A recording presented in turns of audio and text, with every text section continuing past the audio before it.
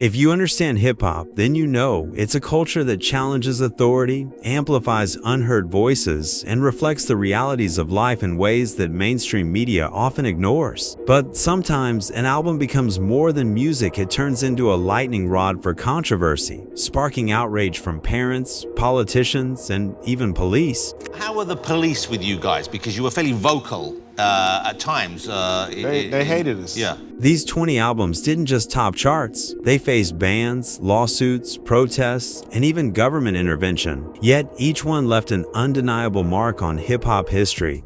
We start with number 1, Straight Outta Compton by NWA.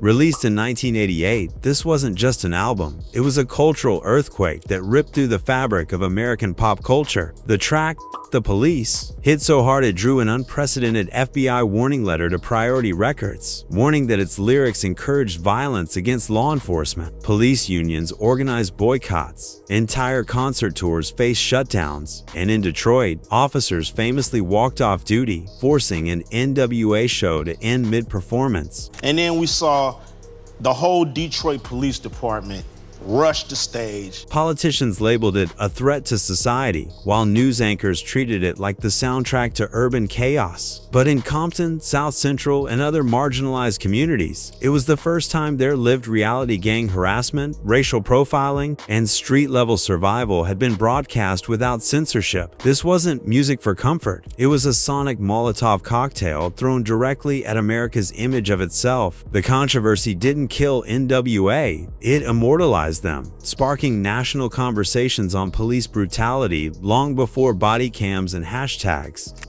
Next is number 2, Body Count by Ice-T. In 1992, Ice-T, already infamous for his gangster rap credentials, detonated a political firestorm with his rock-rap fusion band Body Count and the track Cop Killer. Inspired by real-life cases of police brutality, the song's raw anger drew nationwide outrage. Police unions staged boycotts. Major retailers like Walmart refused to stock the album. Even then, President George H.W. Bush publicly condemned it, calling it sick. Vice President Dan Quayle accused Ice-T of undermining public safety. Radio hosts debated it daily, and death threats poured in. Under mounting pressure, Ice-T eventually removed Cop Killer from future pressings, but the damage and legacy were already sealed. To supporters, Body Count became a rallying cry for free expression and an indictment of systemic abuse. To critics, it was proof that rap had crossed an unforgivable line. In the end, it showed every artist in hip-hop that when your lyrics aim directly at power, the backlash can come from the very top. Now at number 3, As Nasty as They Wanna Be by 2 Live Crew. Released in 1989, this raunchy Miami bass masterpiece became the first album in U.S. history to be declared legally obscene. Its sexually explicit lyrics sent shockwaves through conservative America. The sheriff of Broward County ordered record store raids, and in a now historic moment, members of Second Live Crew were arrested for performing the songs live. The courtroom battle became a cultural flashpoint. Free speech advocates like the ACLU argued it was art protected by the First Amendment, while morality crusaders claimed it was filth corrupting America's youth. The case went all the way to federal court, where the ruling was eventually overturned, a win for artistic freedom. But the controversy forever linked 2 Live Crew's name to the culture wars of the late 80s and early 90s. It also forced the music industry into an uncomfortable conversation about censorship, morality, and who gets to decide where the line between art and obscenity is drawn. At number 4, The Chronic by Dr. Dre.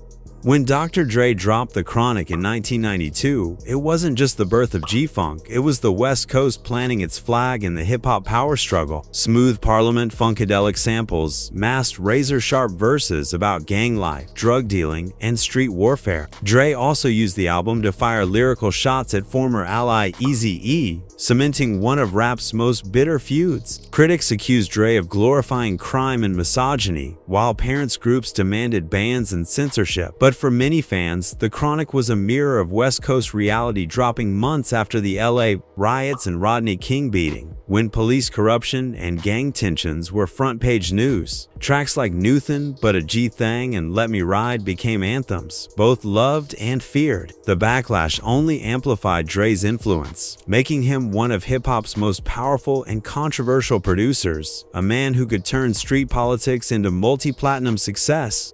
Coming in at number 5, Get Rich or Die Tryin' by 50 Cent.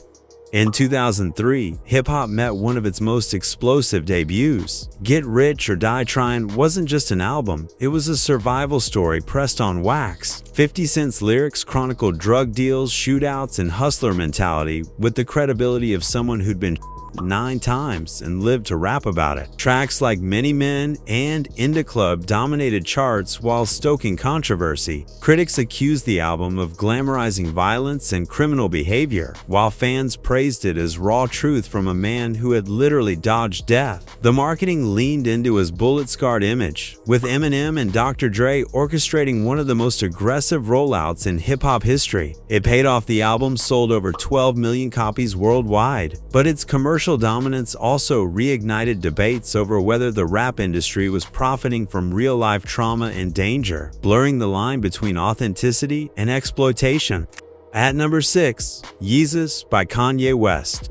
When Kanye dropped Yeezus in 2013, he didn't just release an album, he declared war on expectations. The production was abrasive, industrial, and stripped down, with jarring synths and minimalism that left even loyal fans divided. Lyrically, Kanye came for religion, race politics, corporate greed, and the fashion elite. On I Am a God, he directly challenged Christian orthodoxy, sparking protests from religious groups. On New Slaves, he attacked systemic racism and consumerism with venom rarely heard on mainstream radio. Critics split down the middle. Rolling Stone hailed it as visionary. Others dismissed it as incoherent arrogance. But Kanye knew exactly what he was doing. Yeezus wasn't designed for comfort. It was meant to provoke. The rollout, from guerrilla video projections on building walls to unannounced TV performances, cemented the album as an act of rebellion. Whether you saw him as a genius dismantling the system or an egotist running wild, Yeezus proved that in an era of streaming saturation, controversy was still the sharpest marketing tool an artist could wield.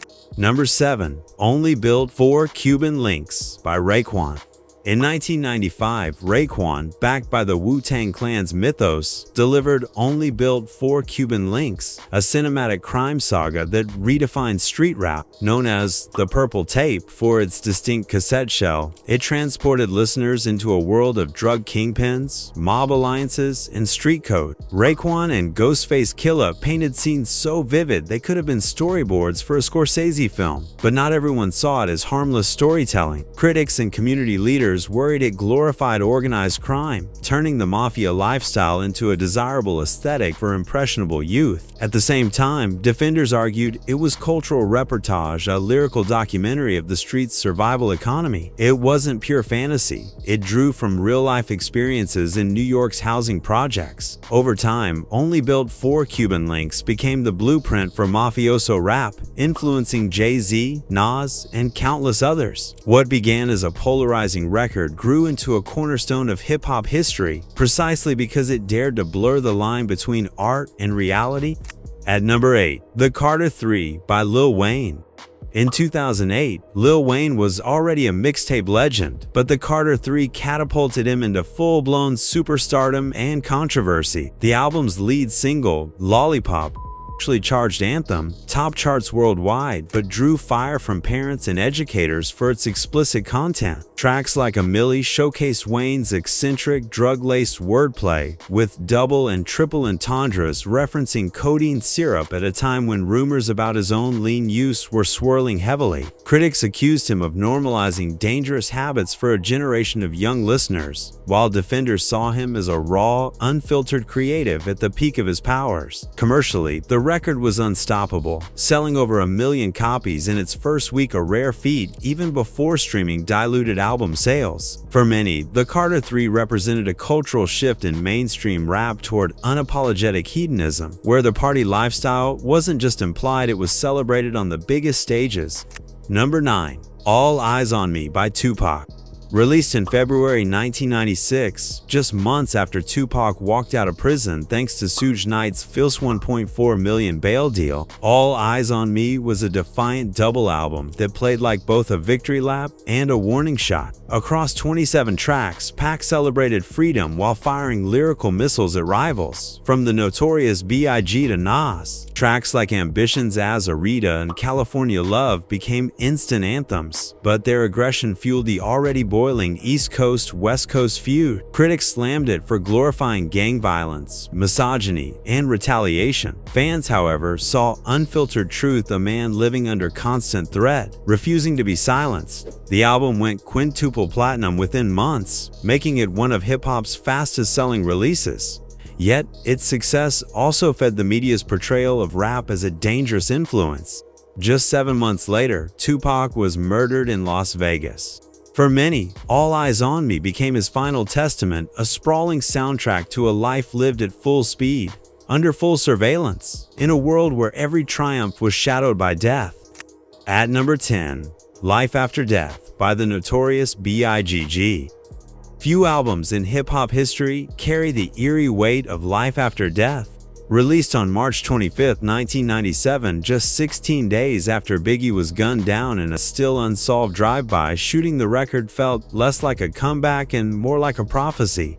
The cover, shot by photographer Michael Levine, showed Biggie in a long black coat and bowler hat, leaning against a hearse in Brooklyn's historic Cypress Hills Cemetery. The black and white image, framed by endless rows of tombstones, made him look like the guardian of the dead, a man who already knew his fate.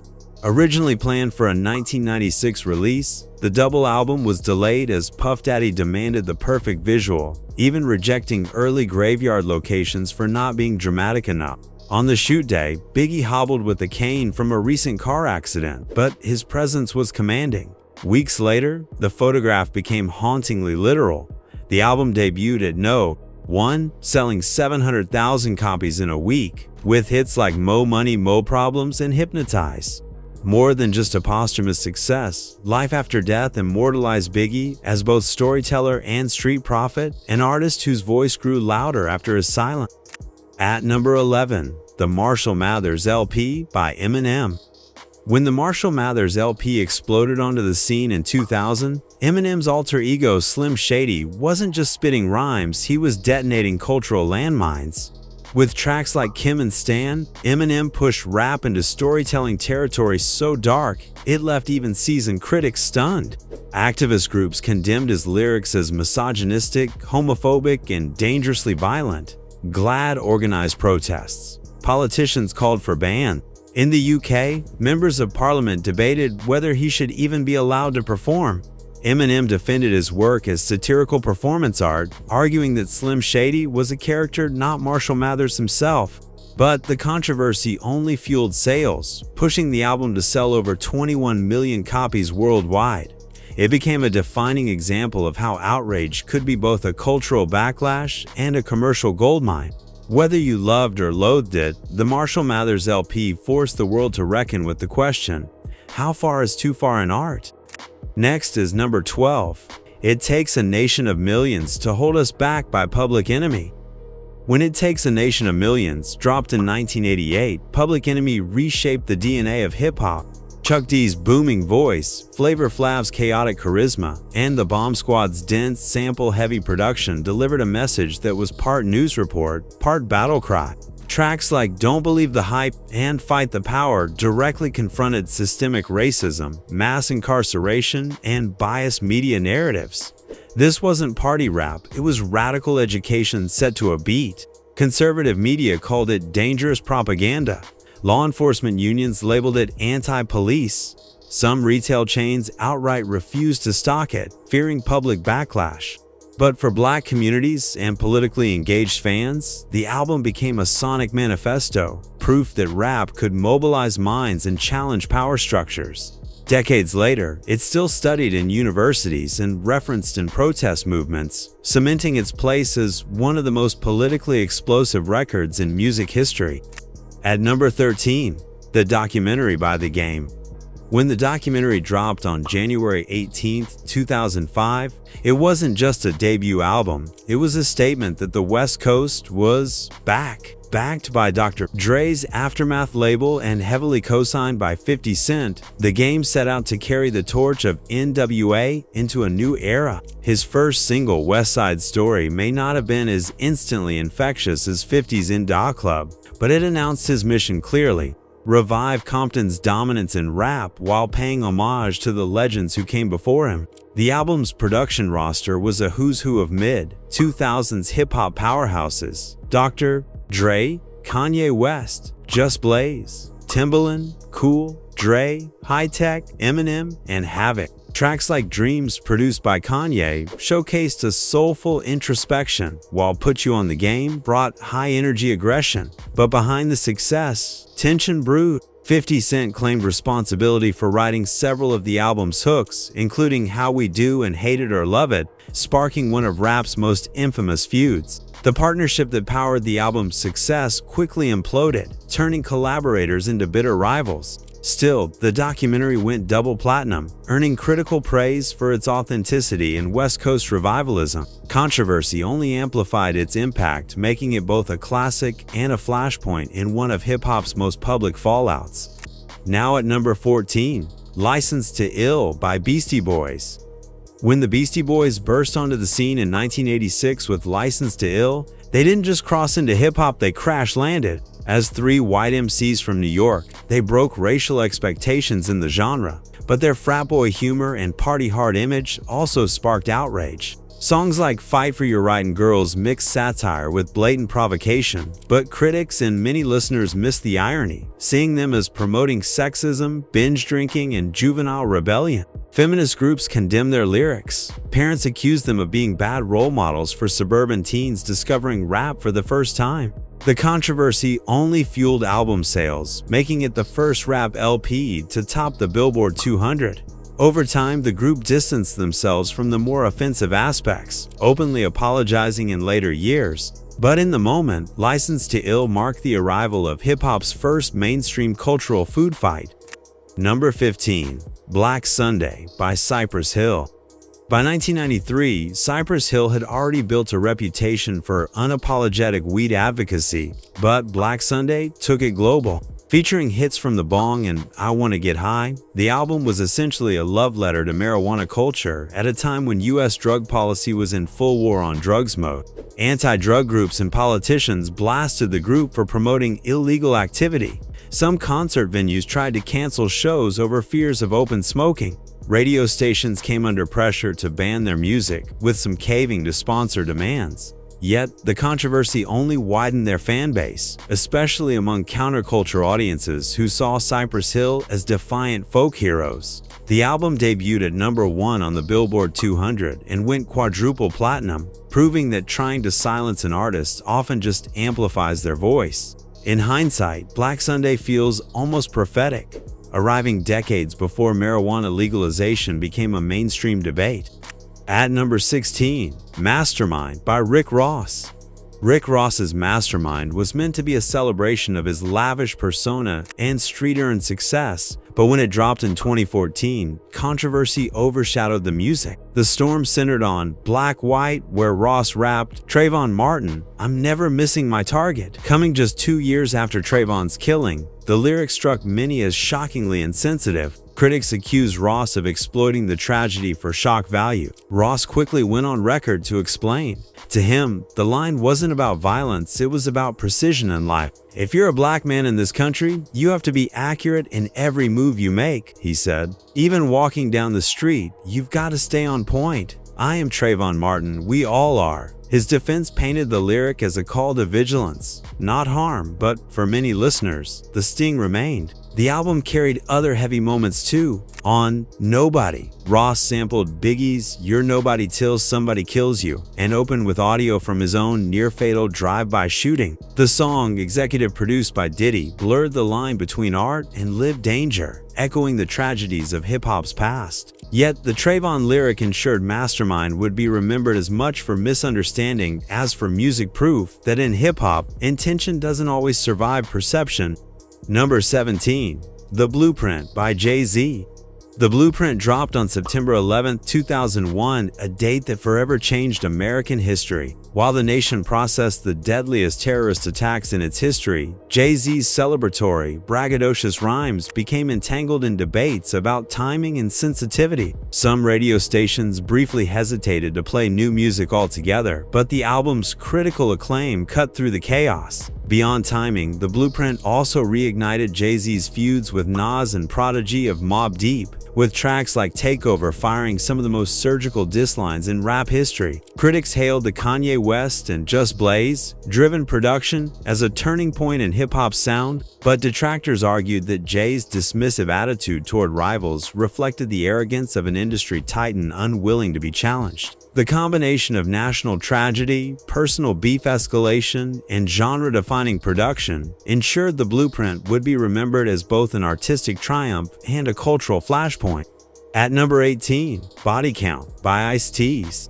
When Ice-T's metal band Body Count dropped their self-titled debut in 1992, one track lit a fire under America like few songs ever have. Cop Killer, written in the wake of Rodney King's brutal beating and the 1992 LA riots. The song was a raw, first-person protest fantasy about fighting back against police brutality. On stage, it was a defiant middle finger to corrupt cops. On record, it became a political flashpoint that reached all the way to the White House. Police unions, conservative politicians, and even President George H.W. Bush condemned it. Vice President Dan Quayle railed against it on the campaign trail. Time Warner, Body Count's label, faced boycotts, stockholder outrage, and even death threats to executives. Actor Charlton Heston publicly denounced it. The media frenzy drowned out the song's intended message of fictional characters' rage at injustice and painted Ice-T as a real-life threat. By July 1992, under relentless pressure, Ice-T held a press conference to announce Cop Killer would be removed from future pressings of the album. "If you believe I'm a cop," he famously said, "you believe David Bowie is an astronaut." Ironically, years later, Ice-T would play a cop on Law, Order, SVU. 3 decades later, the track still isn't officially reissued, but the controversy cemented Body Count's place in music history, and in 2021, the same band that once got banned won a Grammy for Best Metal Performance. Proof that Ice-T's fight and his voice never really went away. Number 19, Stankonia by Outkast. In 2000, Outkast's Stankonia blew open the creative boundaries of hip-hop, blending southern rap with psychedelic funk, punk energy, and socially charged lyricism. The playful Miss Jackson became a crossover hit, but politically charged tracks like B.O.B., Bombs Over Baghdad unnerved some radio programmers who saw its rapid-fire delivery and war imagery as too risky for heavy rotation. Conservative commentators bristled at the group's critiques of religion and politics, accusing them of smuggling left-leaning messages into mainstream rap. Yet fans and critics hailed Stankonia as visionary, celebrating Andre 3000 and Big Boy for proving that Southern rap could be experimental, socially aware, and commercially dominant all at once. Its bold fusion of styles and willingness to challenge norms ensured Stankonia would be both loved and debated, a benchmark for creative risk-taking in hip-hop. Finally, at number 20, To Pimp a Butterfly by Kendrick Lamar. Released in March 2015, To Pimp a Butterfly was more than an album, it was a cultural event. Kendrick Lamar blended jazz, funk, and spoken word into a searing critique of systemic racism, police brutality, and America's history of oppression. Songs like All Right became rallying cries at Black Lives Matter protests, while conservative pundits condemned them as anti-police. The album's dense symbolism, from the cover art featuring a group of black men posing on the White House lawn to Tupac's sampled Interview on the closing track, sparked academic analysis and heated political debate. Some accused Kendrick of being too radical for mainstream audiences. Others hailed him as the voice of a generation. Winning 5 Grammys, including Best Rap Album, To Pimp a Butterfly cemented Kendrick's status as one of hip-hop's most important and polarizing artists, proof that great art can inspire just as much division as it does unity.